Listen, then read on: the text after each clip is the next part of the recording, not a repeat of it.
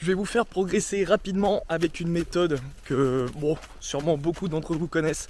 On va parler aujourd'hui de zones de fréquence cardiaque que vous allez devoir atteindre tout simplement pour pouvoir progresser en trail running. Pour cela, il va vous falloir peut-être soit un capteur cardiaque associé à un téléphone ou tout simplement une montre, mais aussi surtout faire un calcul pour connaître correctement ce que vous devez faire, et quelle zone vous devez atteindre, à quel pourcentage. Bref, je vais vous expliquer tout ça, mais avant tout, je vais finir ma sortie, mon entraînement, et on se retrouve chez moi.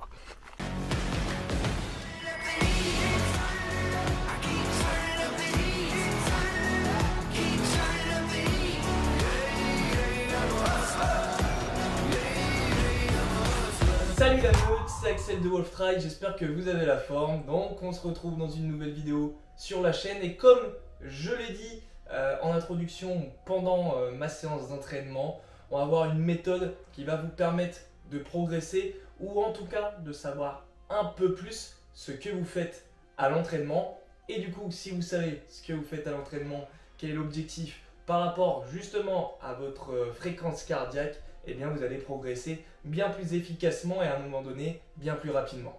Alors qu'est-ce que c'est déjà la fréquence cardiaque? Bon, je sais qu'il y a beaucoup de monde qui le savent, mais je vais quand même revenir dessus. C'est tout simplement le battement de votre cœur par minute. Donc on obtient grâce à ça un résultat, une fréquence cardiaque qu'on peut retrouver sur les cardiofréquencemètres, donc les montres comme celle-ci ou comme les capteurs cardiaques que j'ai dans la boîte là-bas, je vais pas le sortir.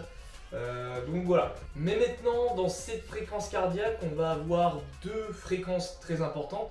Ça veut dire que c'est la fréquence cardiaque de repos, donc celle qu'on relève au réveil, tout simplement, pendant qu'on dort. Donc on peut la voir un peu plus précisément grâce à une montre avec laquelle on peut dormir aujourd'hui.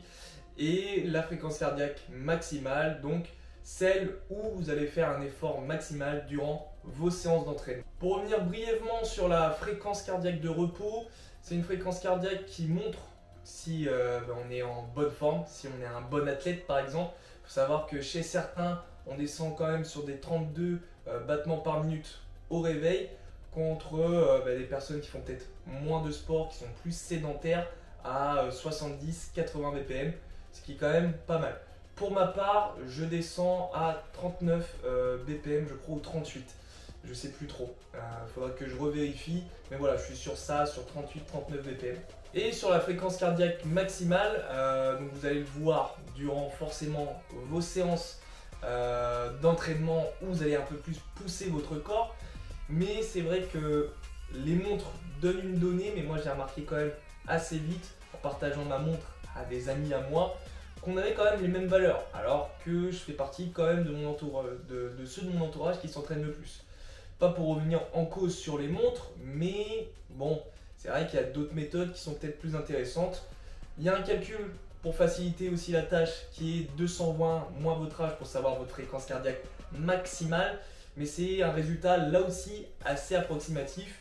Et du coup, je préfère limite regarder ce que me dit ma montre. Même si ce calcul peut aller pour une bonne partie de la population, il faut savoir qu'on peut tomber dans l'autre partie de la population où on a, ça se trouve, 10 battements en dessous du résultat que nous donne cette formule. Donc le mieux, c'est de toujours faire en fait des tests terrain, comme un test VMA par exemple. Je vous ferai, si vous êtes intéressé, n'hésitez pas à le dire en commentaire, justement des tests terrain pour savoir un peu plus précisément votre fréquence cardiaque maximale. Maintenant qu'on a vu toute cette belle introduction un peu plus théorique, un peu plus chiante, ennuyeuse, etc. C'est pas vraiment ce dont je suis le plus fan quand je fais mes vidéos, mais je trouvais quand même assez intéressant et c'est vrai qu'on retrouve beaucoup de vidéos sur YouTube qui parlent de ça et je voulais aussi apporter un petit peu mon point de vue à ce sujet qui est très général puisque je ne vais pas réinventer la roue, je suis pas scientifique du sport.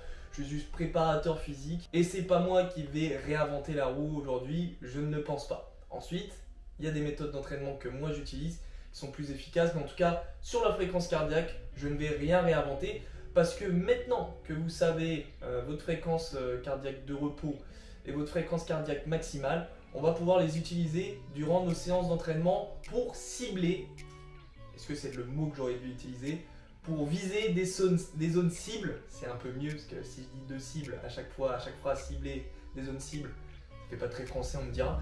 Donc on va fixer des zones cibles durant nos séances d'entraînement et ces zones-là, selon le pourcentage de notre fréquence cardiaque justement, on va pouvoir travailler tel type ou tel type de course. Si on prend un tableau où on découpe justement les pourcentages de notre fréquence cardiaque maximale, on va retrouver ce type de travail. Tout simplement, si on commence par 60 à 65% de sa FCM, on va avoir tout ce qui est échauffement et récupération, donc notre début de séance.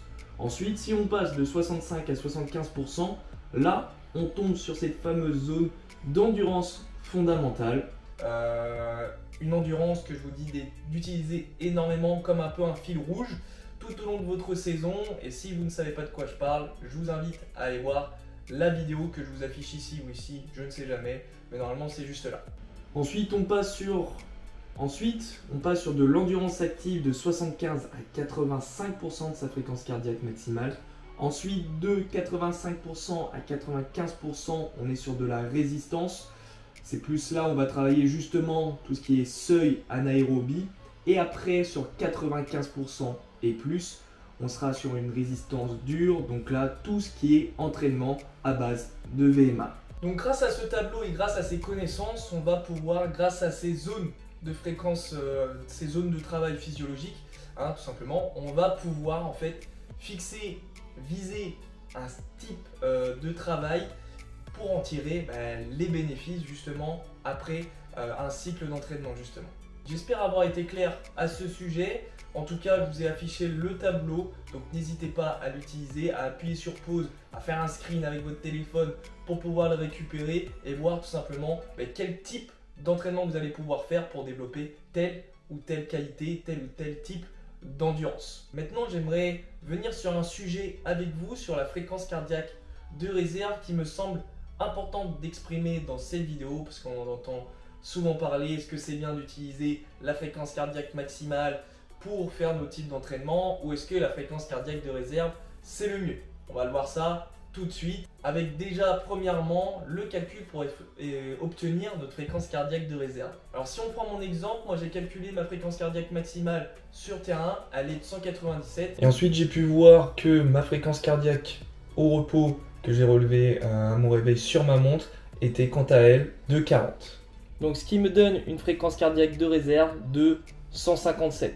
Maintenant, pour savoir comment calculer le pourcentage de la FC de réserve, on va utiliser la formule de Kravonen qui est tout simplement le pourcentage de 147. Donc par exemple, je vais faire très simplement 147 fois 0,9 pour calculer la zone des 90%, plus, et je rajoute en fait à ce calcul, encore une fois, ma fréquence cardiaque de repos. Ce qui va me donner exactement mon battement par minute que je dois atteindre selon la zone en fait cible que je me suis fixée avec ma fréquence cardiaque de réserve. Maintenant, pour terminer cette vidéo, c'était juste pour vous interroger, que vous vous interrogez en fait sur le fait de est-ce que j'utilise ma fréquence cardiaque maximale ou ma fréquence cardiaque de réserve.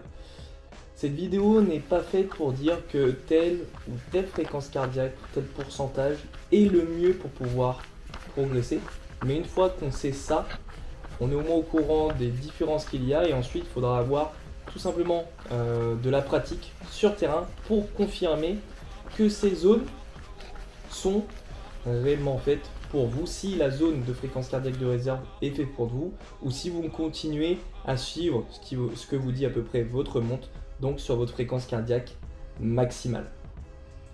En tout cas, je vais refaire des petites parties sur tout ce qui est fréquence cardiaque, notamment sur les variations, etc. pour que vous sachiez un peu plus l'utiliser, savoir récupérer les données, parce que c'est important. On est équipé de montres, de capteurs cardiaques, mais beaucoup ne savent pas récupérer tout simplement les résultats que apporte ce genre d'équipement. Donc je vais faire en sorte que vous ayez toutes les connaissances nécessaires pour pouvoir utiliser parfaitement tous ces chiffres. En tout cas, si cette vidéo vous a plu, n'hésitez pas à liker, commenter et à vous abonner pour suivre toutes les vidéos de la chaîne Wolf Trail.